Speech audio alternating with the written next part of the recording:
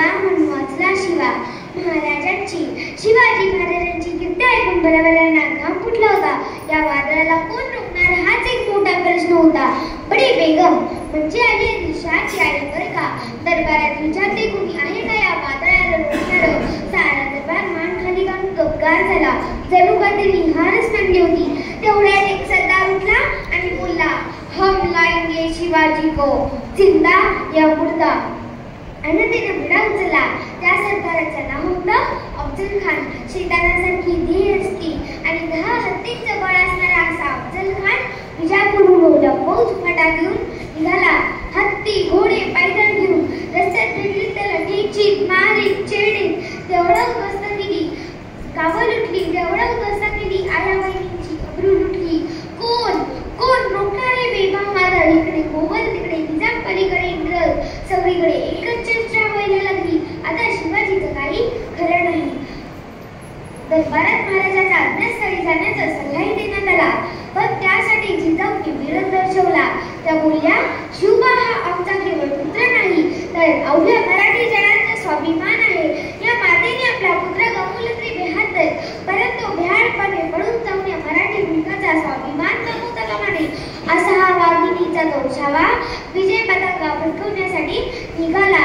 राजे विचारत पडले, कसे थांबवाया शत्रूला, काय गनिमी कामा करावा.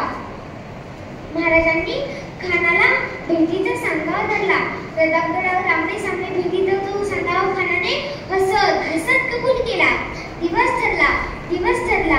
ठरल्याप्रमाणे खान प्रतापगडाच्या पायथ्याशी आला.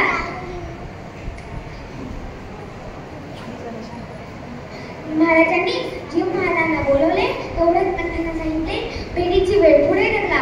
खानाला पाठवू दे. शिवाजी घाबरला म्हणून भेटतात. खानाच्या भेटीसाठी महाराजांना एक शानदार शामियान उभारला होता. या नक्षीदार शामियानात खान डौलत डुलत आला. खानाचा अंगरक्षक नाही आला. भेटीची वेळ जवळ आली. महाराजांनी जीवा महाराजांनी पंथांना सोबत येण्याचा आदेश दिला. भेटीची वेळ जवळ आली. खान प्रतापगडाच्या पायथ्याशी महाराजांची वाट पाहत होता.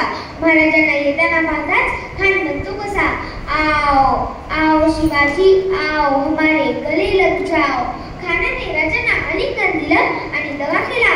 आलिंगन देत महाराजांची मान राखीत दाबली आणि कट्यारीचा वाट पाठीत केला. महाराजांनी चिलखत घातल्यामुळे चिलखताचा आणि कट्यारीचा खरखर आवाज आला.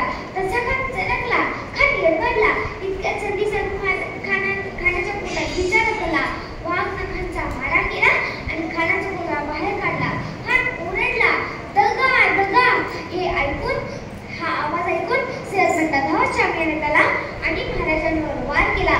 तो वार जीवा महाराजांनी झेलला. म्हणूनच म्हणतात, मोठा जीवा म्हणून वाचला शिवा. अशा रीतीने